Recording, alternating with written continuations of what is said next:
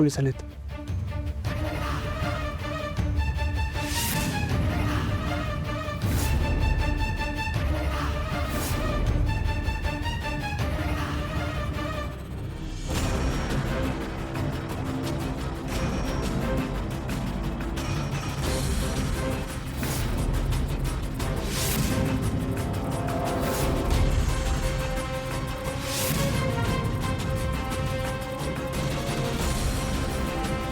Police आलेत तुमच्याकडं.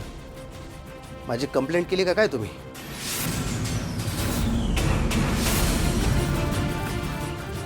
घाबरलं कशाला? हा? समाजसेवक आहे ना तू, मग पोलिसाला घाबरायचं काय कारण आहे? आप्पा, अहो चांगलं काम करतोय म्हणूनच घाबरतोय. काय आजकाल चांगलं काम करतात ना लोक, त्यांनाच कामं करू देत नाहीत, लगेच मागं लागतात. आणि मी जी समाजसेवा करतोय ना ती तर पोलीस मला अजिबातच करू देत नाहीत. काय कोणाचं चांगलं झालेलं बघवत नाही ना कोणाला.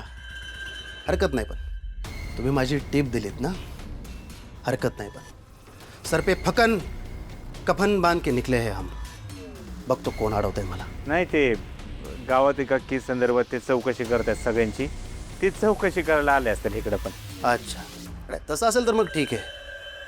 नाहीतर मला वाटलं. आहेत का दोन बायकावाले देशमुख? थांबा थांबा, बूट काढतो. असू दे घरात मटण केले वाटतं. आधीच सांगितलं असतं 3 दिवस जेवलो नसतो मी.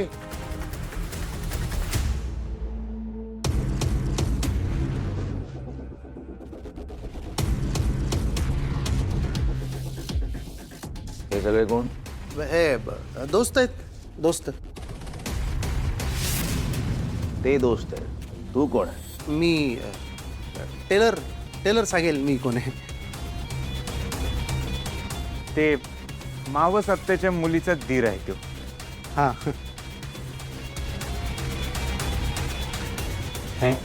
मावस सत्याच्या मुलीचा धीर?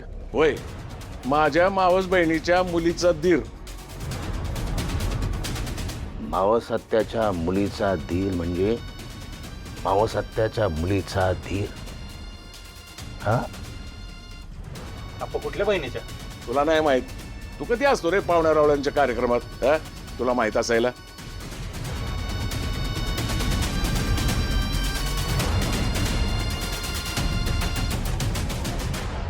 अरे जवळचं नातं आहे तुमचं या घराशी.